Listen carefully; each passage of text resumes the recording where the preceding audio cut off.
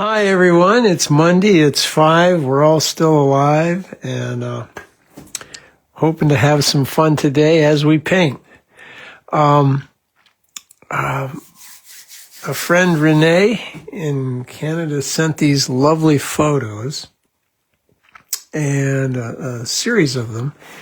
And I wanted to address the issue of what it might be like if we were visiting here and we're walking down along this path in Ottawa, and how would we choose our subject? How would we frame it up? How would compose it? And she sent several. So there's this one. Oh my goodness, there's lovely things about this. There's this one, which is, I think, a zoom from this area here. They appear to be different days.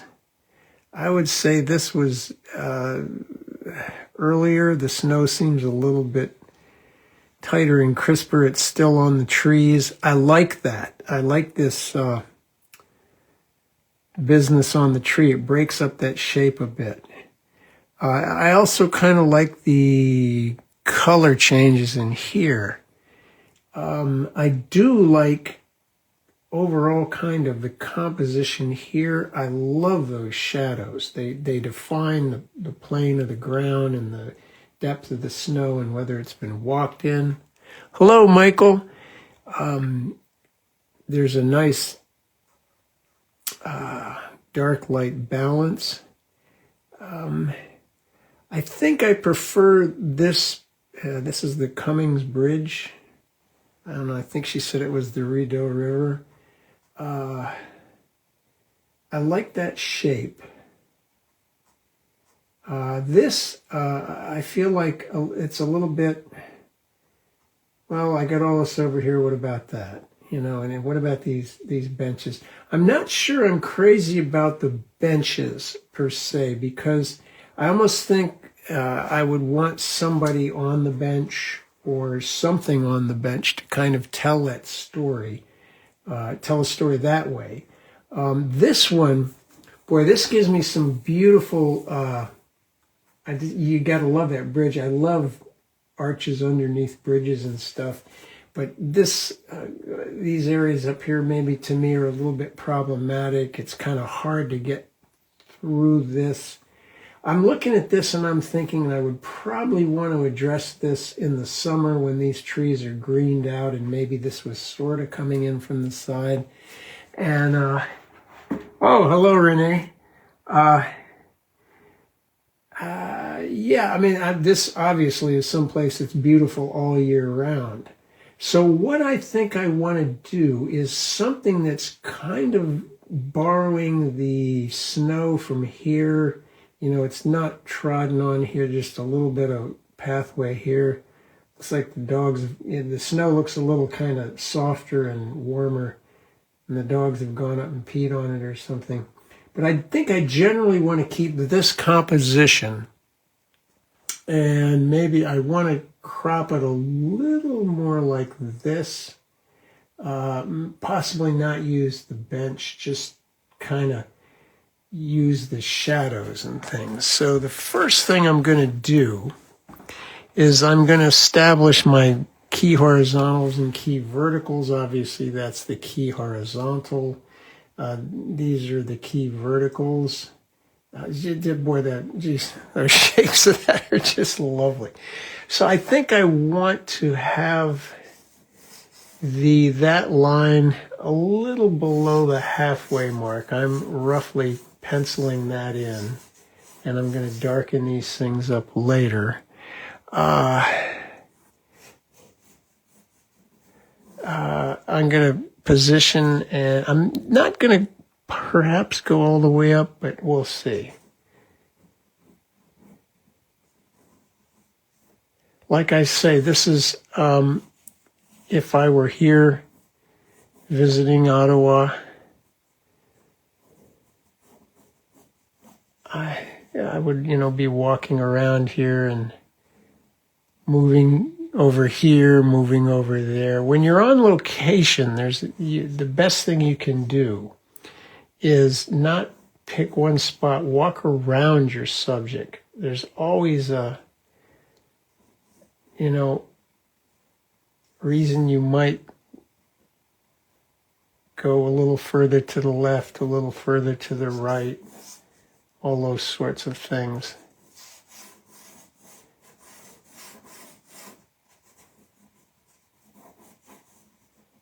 I'm just very generally plotting where things go.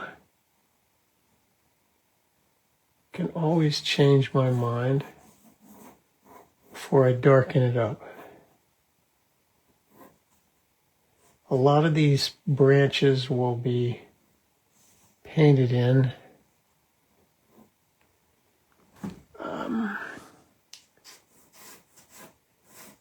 There appears to be an island over here of some sort. I'm not going to include the building over there. I want this to be kind of, I think what they call the steel yard composition, where it's more over to one side than the other. When I begin to draw trees, sometimes I will look for that space in there between two branches before I'll, rather than try to draw the outside of the thing. But it's a shape that we have something we can play around with.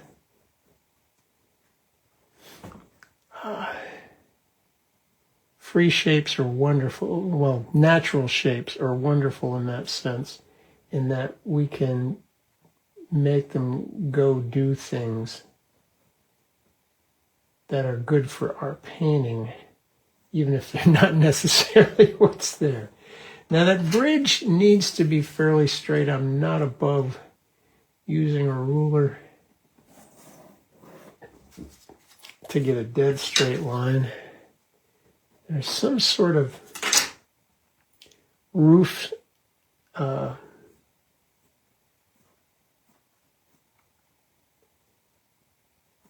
illumination in there. I am very much going to keep these buildings, these looks like apartment buildings or something, in silhouette.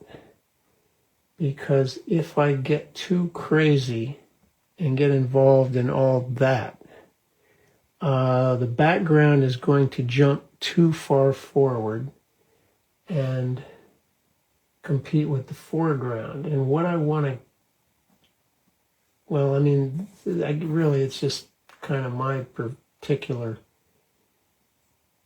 interest. I want to get a sense of the volume of the space.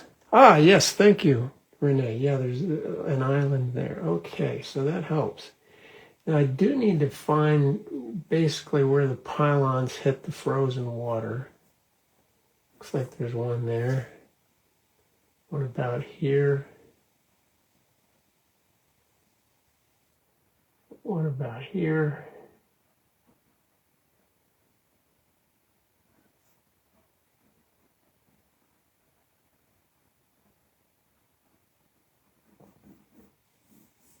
There's some brush here. A lot of that stuff I am going to paint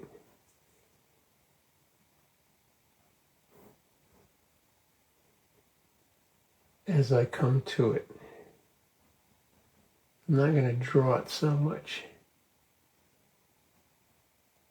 I love the way some of these branches just snake off and go over here and go over there.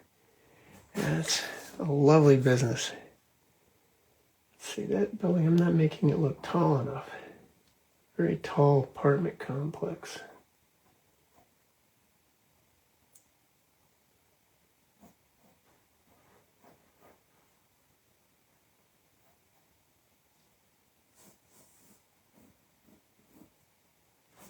Now the bases of these things, I don't want to make the bridge look like it's going downhill. even though it might actually be doing that. I don't know. Hi, Charles.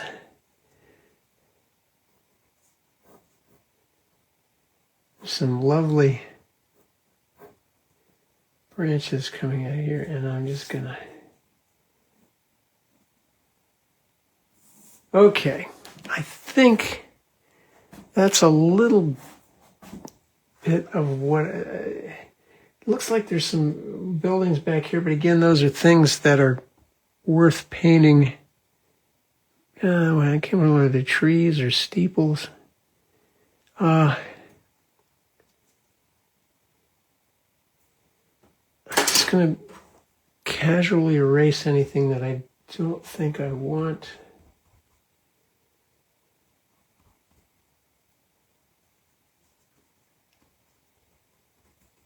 Keeping those buildings silhouettes. Okay, so I want to plan my colors now for the wash. I want a grade 8 blue. I haven't talked about this in a while. One of the things I think is very important to get a sense of the light and the space is that you have 3 essential planes in a landscape: the sky plane, the ground plane, and the vertical plane of trees, buildings, people, and that. And one of them will be the dark, one of them will be the light, and one of them will be the medium. And if you can get in the ballpark for that value relationship, you will get a convincing sense or a plausible sense of the light. Here, clearly, the dark is the vertical elements, the trees and the buildings and the bridge. The sky I'm going to call the medium and the ground plane the lighter. But I'm also going to make the snow on the river, obviously frozen, lighter than this snow here so that they sit in 2 different spaces. So just a titch. Not just way off, just a titch off white with some bluish or grayish or something to separate those 2 areas. But the thing I want to get is this gradation, the lovely going from cools to blues to warm orange. There's that lovely little bit of oranginess in there. So I'm going to possibly paint this upside down, starting with orange down here, and then proceeding to blue, so that when I do it, gravity will pull the paint one toward the other, and it will be a little lighter here and a little darker there. So, where's the palette? Here it is. The usual suspects. We've got, hopefully you can see this. There we go. Boy, I might need to get some cobalt turquoise, cerulean, cobalt, ultramarine, neutral tint, red iron oxide, and a bit of burnt sienna on the side, yellow ochre, cad yellow, azo orange, Prussian, lavender, naphthol red, and quinacridone rose. So I'll try to mention them as I use them. Of course, as always, get a big brush like a mop here, squirrel mop. Make some puddles. Mix up all the paint you're going to need to use so that you don't have to stop and mix it while it's drying up on you. So a little bit of the orange and a lot of the water. That might look dark, but this stuff is not terribly powerful. As soon as I get it on there, it'll look dark. But I do need to get a difference between here and there and there and there. For the sky, I'm going to use cerulean And for the blues in the down around here, I'm probably going to use ultramarine. So I've got a little bit of a difference so that they'll sit away from each other. So I should, let's see, test these. I haven't got a place to test. Oops. My glasses hit the phone. Okay. Now all of this stuff that's darker, I don't have to worry about that. So when I put in this wash,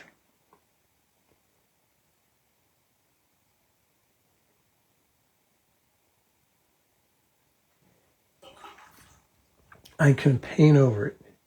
So a little bit of blue, a lot of blue. Don't worry about the drips. Put in some more blue to get darker at top. Keeping that bead going. And I'm definitely going to have to dry this before I turn it upside down. And try to do the bottom. So I'm rinsing the brush, squeezing it out, and I'm going to try to mop up the excess here and on the side. There's still stuff coming downhill.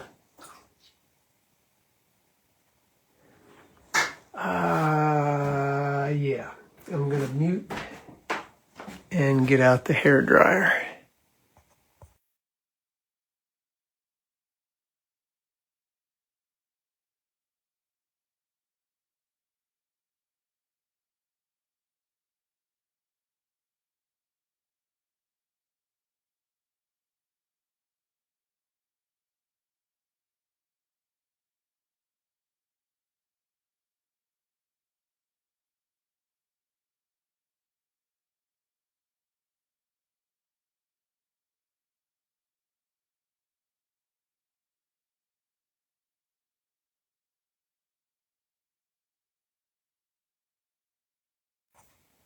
Now that's dry enough for this, so we can go back to doing the bottom.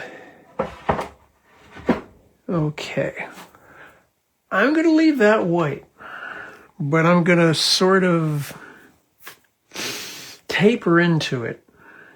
Oh, also notice that, this is important, this will probably not appear as dark to you as the reference. It's kind of deliberate. So I don't want to have to go to black on the tree. I want to have a little bit of color in the tree. So if I go too dark here, to get the jump from that to that, it doesn't give me much headroom within the strong darks, because I need to have a medium dark that has a little action in it so that we can see there's some business going on. Now, into that cerulean blue mix, I'm going to put a little bit of quinacridone rose, very little bit, and perhaps some more water. And I'm going to hit the areas on the bank here. Now that looks darker than what we're dealing with, and maybe I'll just even put some of that up into here so that it doesn't look too...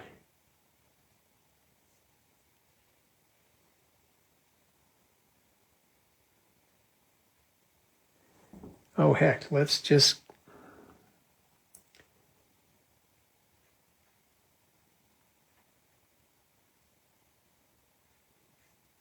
do the whole business. I need to be careful not to, there's a cast shadow under the bridge. I believe it was called the Cummings Bridge.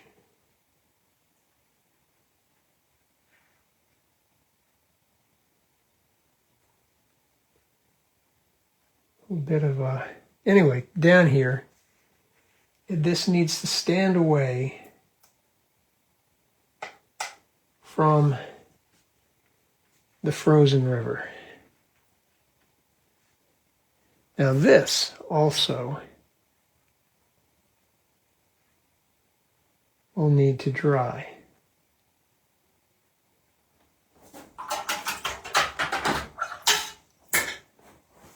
So, mute again.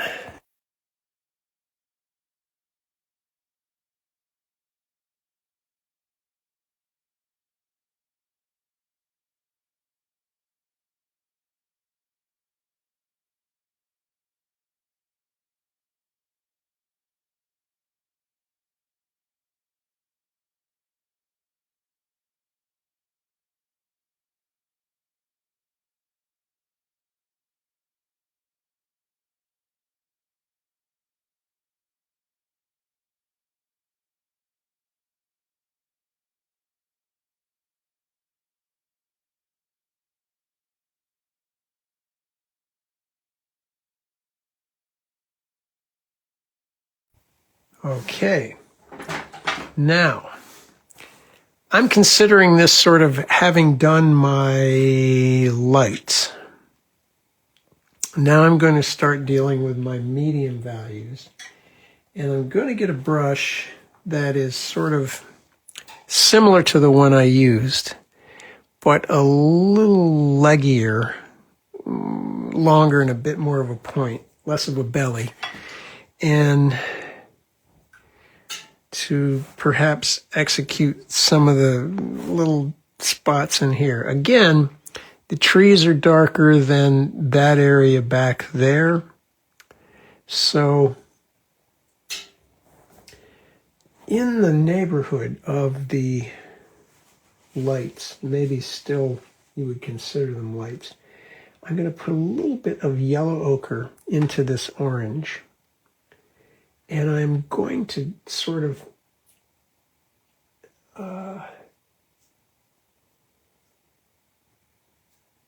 why is he doing that? I'll hopefully you'll see later.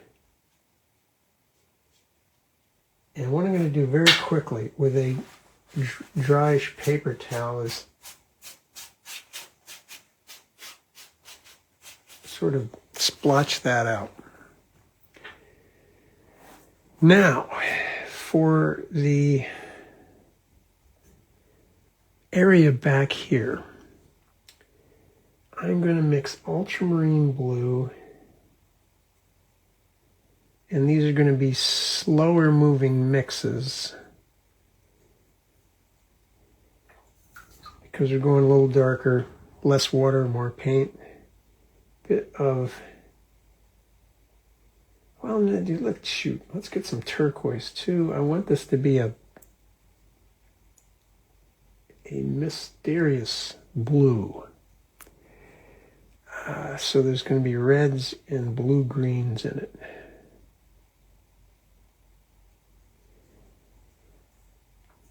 Okay.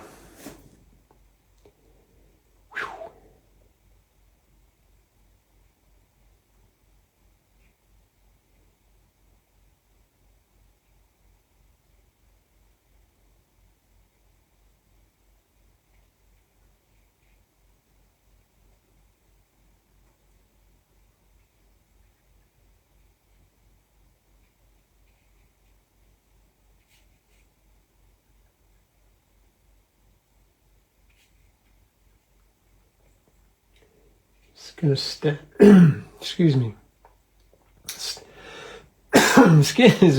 stab into that a little bit of cobalt turquoise, painting through anything that's darker,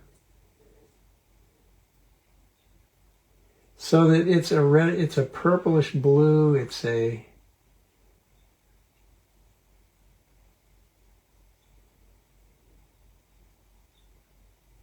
greenish blue, it's a lot of different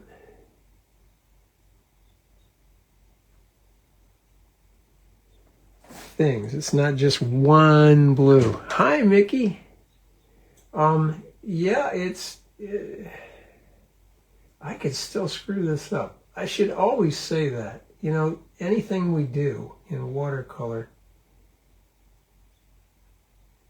this stuff can go south.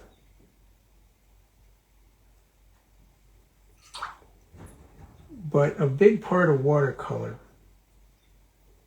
is having a plan. And like the people in the military say, no plan survives first contact with the enemy. God, I shouldn't be talking about that these days, should I?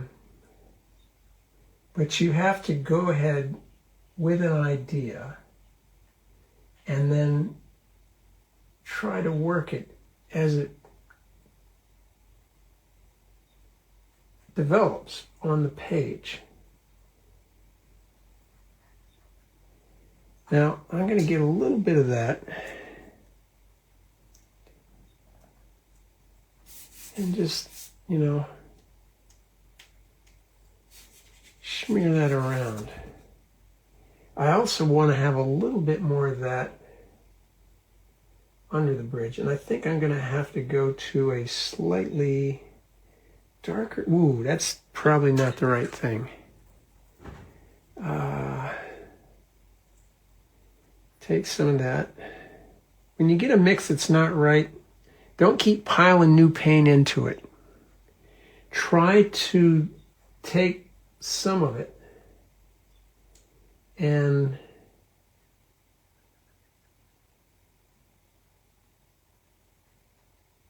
move it to another part of the palette and adjust it there. In other words, if it needs more water, which often that is the case, take some of it to another spot on the palette and then bring the water to it. You don't want to risk making this big puddle and then tipping it onto the painting there. So I am just going to go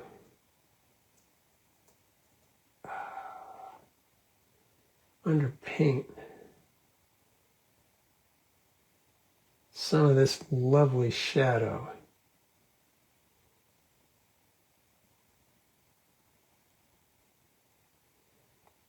It's thinner coming out of the tree. I'm adding cerulean to the mix.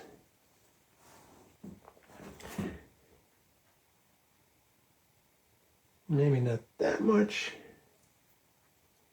We'll see. It's thin, thick, and it goes down over to the sidewalk, or what might be a sidewalk under there.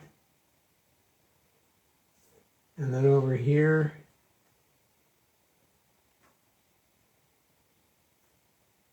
I love things like this. There's some little shadows created by other branches. I mean, it's a wonderful way to lead the eye, I think. And then maybe lighter versions of the same, or maybe a bit more water to create where people have stomped, dogs have walked.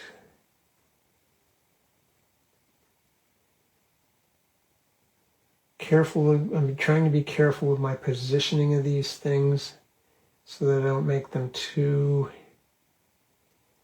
irregularly spaced. I want them somewhat irregularly spaced, and I want them to be different sizes and widths, and irregularity just seems to look always more natural than regularity. Regularity says man-made, regimented. So these clumps where people have walked, I'm going to make them larger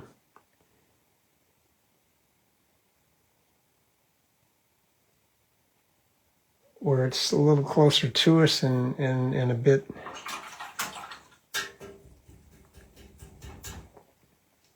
less obvious further away. Now, I'm going to start getting into You know what? Ooh, turquoise, turquoise. My favorite color in the world. I'm going to tint that area in there. Tint a little bit.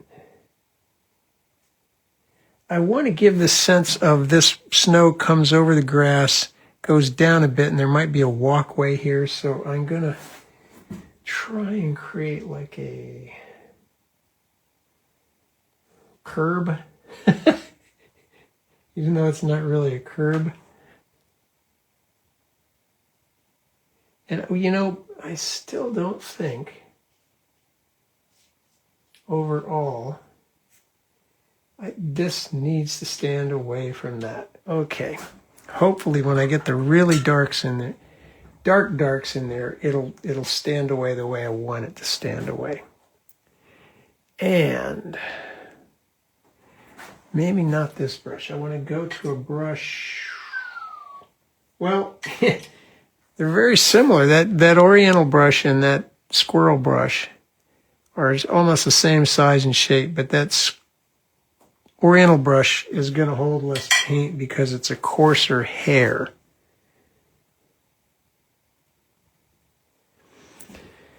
Getting into the dark mixes here. So we're going to get into the burnt sienna or the red iron oxide mixed with the blues.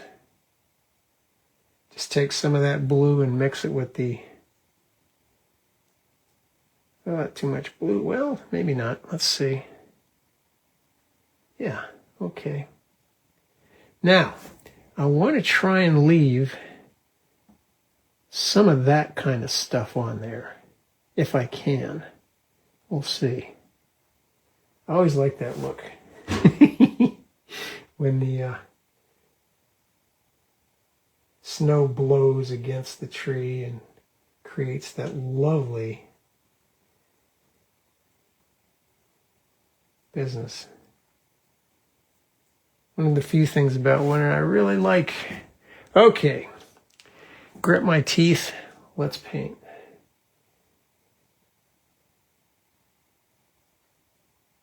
Get the main body of the trunk. Try to leave a little bit of this blue behind in an irregular fashion. I like the tip on this brush. It is so responsive. If I push down, it gets thicker. If I pull up, it gets thinner. It's just...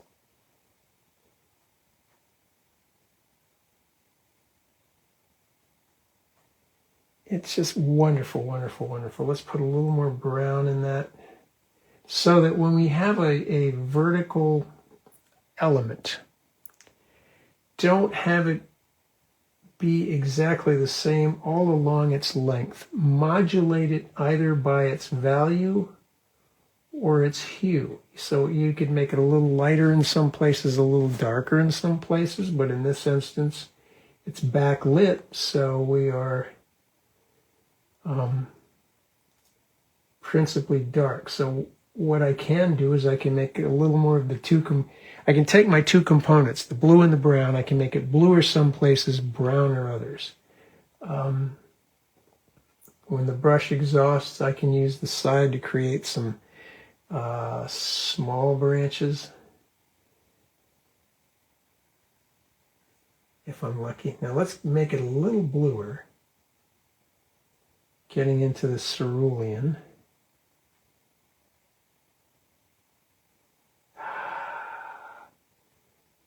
What did it look like? Ah, there was snow on the right side. Okay. So I'm going to be heavy on the left side,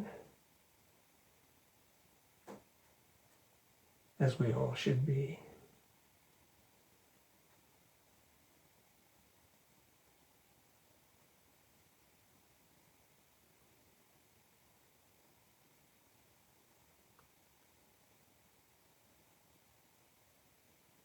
Oh my goodness, there's so many branches. Now, I try to remember to paint branches or tree trunks and things the direction that they actually grow.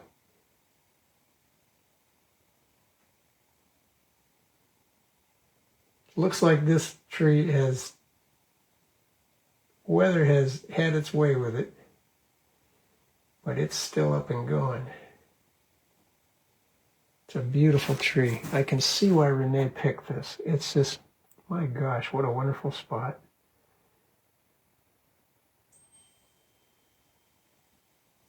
And Hakeem Jeffries wants my attention. Later, Hakeem.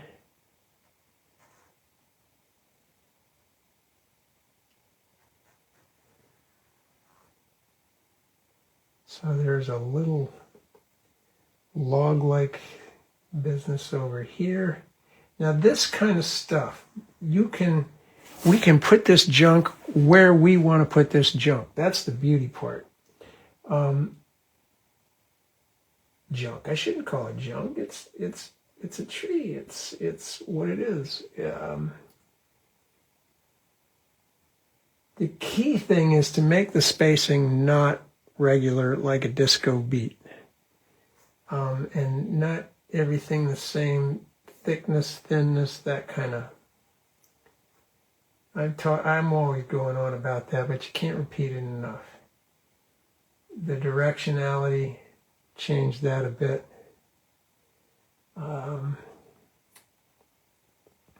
Whenever you can.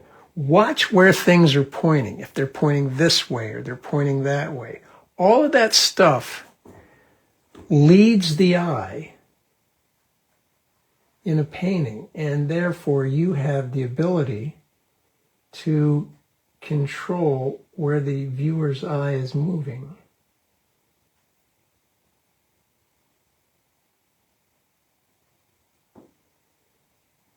We don't have to copy that tree. I mean, gosh, where I live, we know that, you're just one storm away from that tree maybe not even being there, never mind looking the same shape.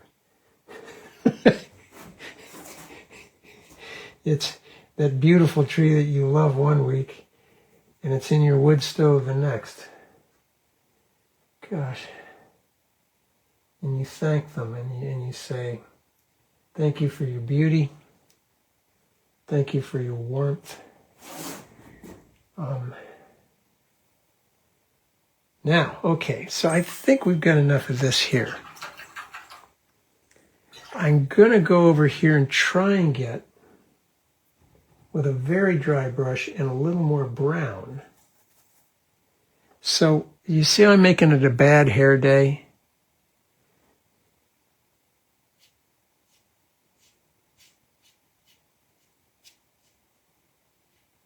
Always save your old brushes. Now I'm going back to the darker stuff, and I'm going to, while that's damp, I'm going to feed that into the bottom.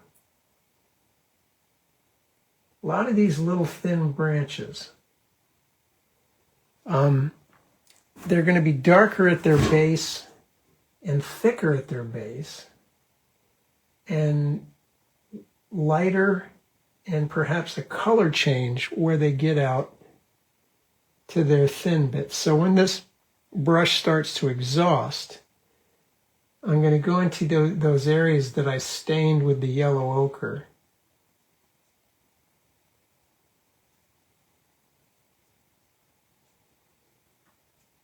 And try to create some little twiggy things without making a bunch of what I sometimes refer to as punji sticks or something. Make them plausible. Make them plausible. Don't leave them hanging out there in the middle of nowhere. Bring them back to the place where they might have originated. Use your subject as a jumping off point. Ooh, now see, that's too big for floating out in space, so it needs to come back to its origins.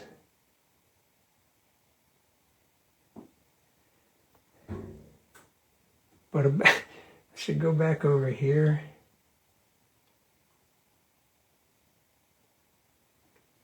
I think earlier I was starting to say something along the lines of never throw away an old brush. There's no such thing as a bad brush. Always keep all your old, beat up, exhausted brushes, because every brush makes a particular mark. Might only make one good mark, but when you need that mark,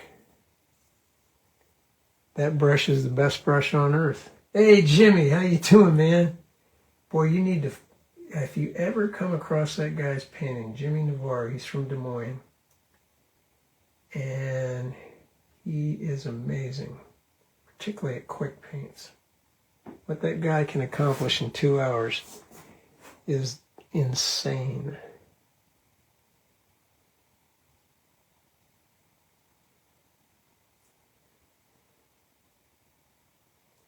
Now I'm going to use these little twiggy, branchy things to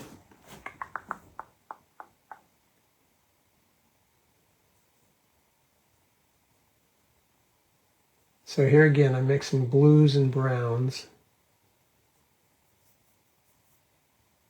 Could be umber, could be burnt sienna, could be red iron oxide, could be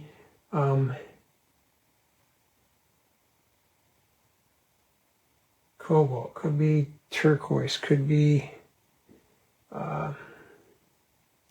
cerulean. Any of those will do. I'm going to get a little bit of that loose orange that's been rolling around there. I'm going to pop it in there.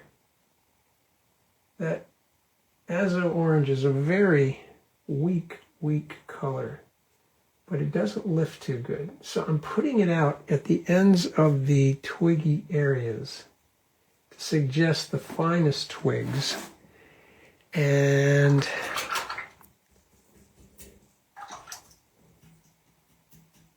now that bridge, now this is where it gets delicate. I have to think about, do I want to sex up the background and add some detail? I think I could get away with a little more in here. So I'm going to get into my cobalt or ultramarine in my one of the reds. Either will do. Boy, I should have put more turquoise out. I think there's too big a value jump between this area and that area, and could be a little stronger. So just to be sure, so that I don't accidentally lift something, I'm going to dry these areas where I've been working.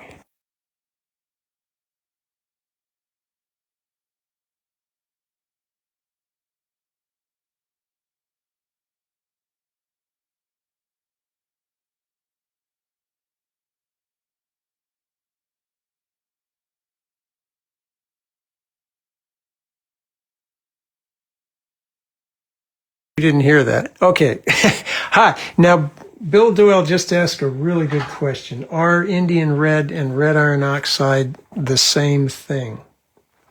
Yes and no. Don't you hate those answers?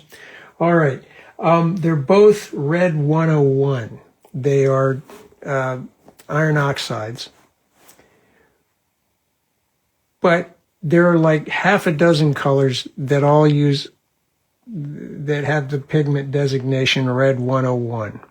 Indian red is going to be more like a red violet undertone and quite opaque. The transparent red iron oxide that I'm using is a little more orangey and reminds me of what burnt sienna used to look like 20 years ago or something. But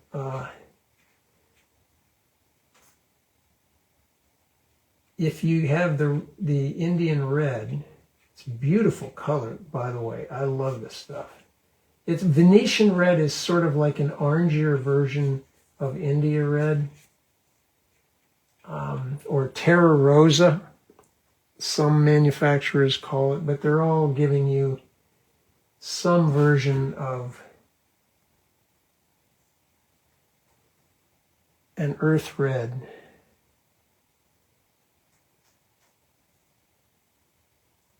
Now, okay, oh gosh, I forgot there's an island back there and there's some trees on that island. Yeah, I need to get back in there. Now, that's going to require a little bit of something oxide-ish. You know, yeah, boy, you brought up a good question, Bill, because a lot of, you got to watch it. You buy some companies' versions of burnt sienna, and you read the label, and it's they're using some version of transparent red iron oxide. And you might say, well, what the heck's the difference of any of these things anyway? Real burnt sienna is a natural earth, and it's a brown. The pigment number is brown 7, and I don't know. I guess wherever they were sourcing it years and years ago, they're out of it. For lack of a better term. And it used to be this beautiful color that either in oil or watercolor, it looked brown on top, but you either put water or turpentine into it and had this fiery red-orange undertone that was beautiful for doing flesh tones or hair for people who had red hair. It was just a killer color. But over time, the burnt siennas, even though they're real brown 7, they're just they're kind of dull and just brown shoe polish. Not as interesting as they used to be. So obviously, we have run through the world supply of beautiful brown 7. So I'm just dancing around. Hello, Diane. We get stuff like this. Our Mississippi can do this too, right? I mean, it's not like we can't get this here, but this is definitely a beautiful town, and if I ever get the chance to go, I am going to. I want to have a little more action. What I'm doing is I'm putting branches in here so that these areas will stand farther forward of the background. And it looks like I'm going to need a little bit more oomph on those trees on that island behind there. Need a bit of weed action here.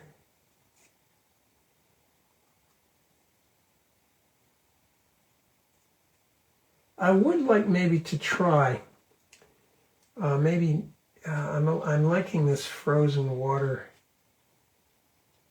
wintertime subject matter.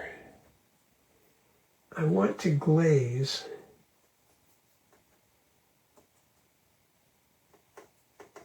a little warmth into these areas. So I've got brown 7 and the red 101 transparent iron oxide on either side of that pocket. And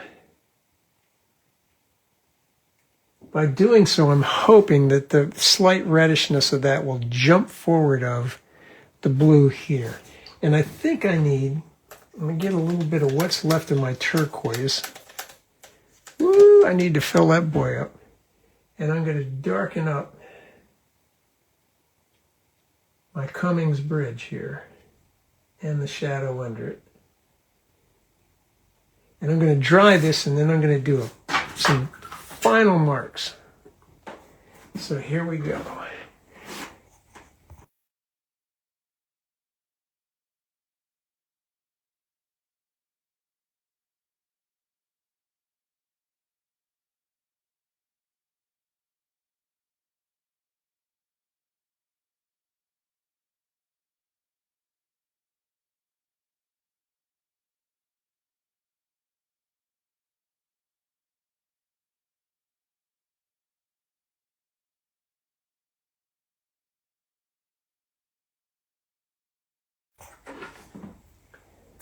All right, now what am I going to do? Well, one of the things I want to do to push the area behind these trees a little further back is to do some lifts, like, you know, put a little bit of light here or there to suggest some distant action. I'm also going to, because there were some light areas in here.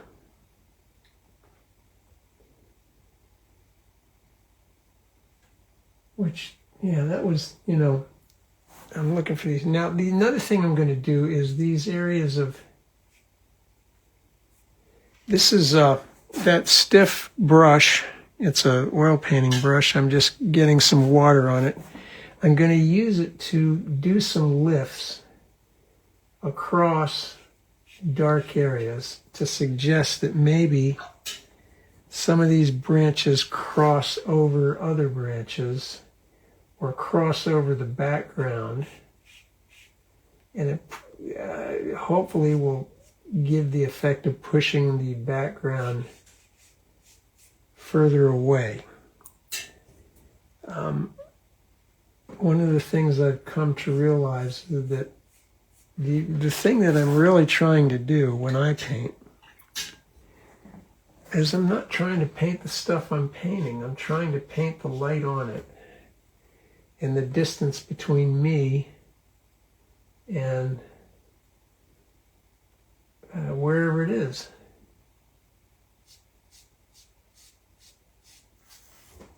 And because that paint is dark, there's a lot of pigment on the surface, I can do little lifts. And gosh, you know, you may not even actually be able to see them. That's without zooming, I guess. I don't know. Still thinking I could use some additional dark on that bridge.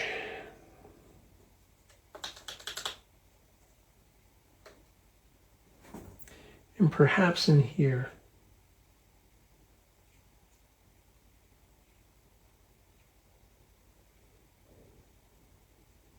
And I'm not going to do it uniformly left to right. What I might do is start it over here.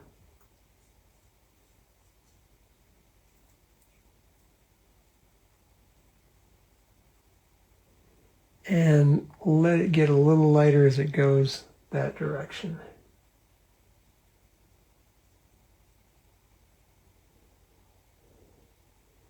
And then pick it up again back here and possibly suggest some of those buildings and things that might be back there.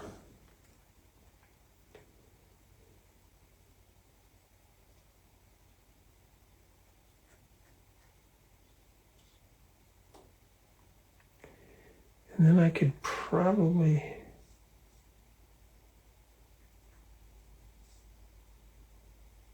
now these are things, I'm not really finding them in the reference. I'm just thinking about where do I need a transition from one area to another? Or where am I, you know, am I leading the eye astray? Am I leading it to a good place? I think I need a little bit more to get me to the right side of the painting. But again, these are, if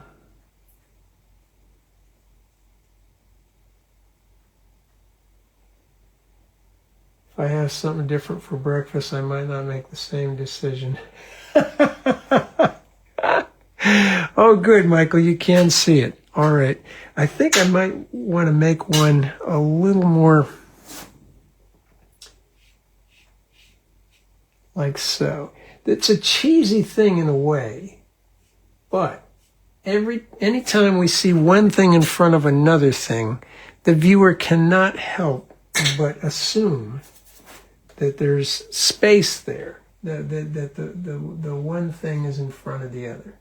Now the dark under the bridge, I'm going to suggest, those things. I love that, those eyebrow shapes. God, the bridge is over the Tiber in Rome. Oh,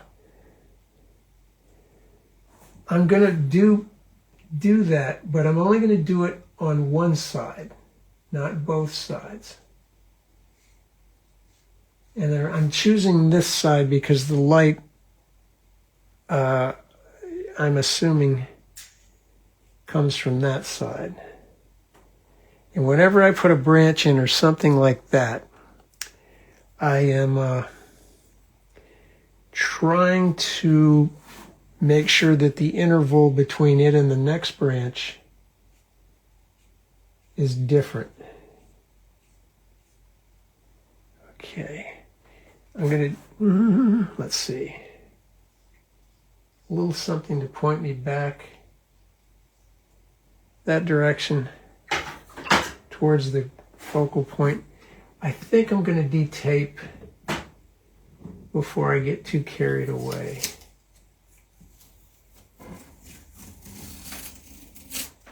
Because I can always put more stuff in, but I just can't take stuff out.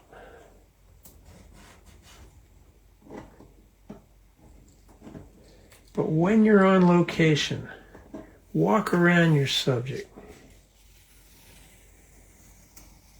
See what it looks like from different locations. See if, I kind of like what's over here on this side. Maybe I can incorporate it when I stand over here, or I like something else better. There's nothing more frustrating than to spend 2 hours painting something outdoors and then get done and pack up and walk 6 feet because you're going back to your car and you see a view that you like better. It'll just drive you crazy. Okay, I can see I want to soften that bit there. Yeah. I think I'm going to... Good point, Michael. Okay. There we go. The Cummings Bridge. Oh, thank you, Renee. Oh, boy, you sure living in a gorgeous place.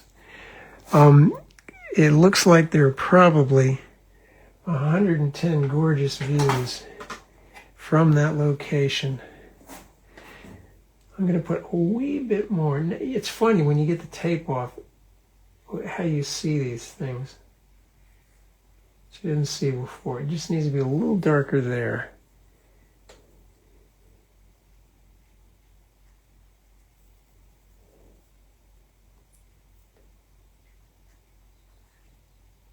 Now, there are details in the bridge. This is something I should mention. If you were set up here, you would be able to see all this kind of detail from this distance. And it's a super hard temptation to not put it in.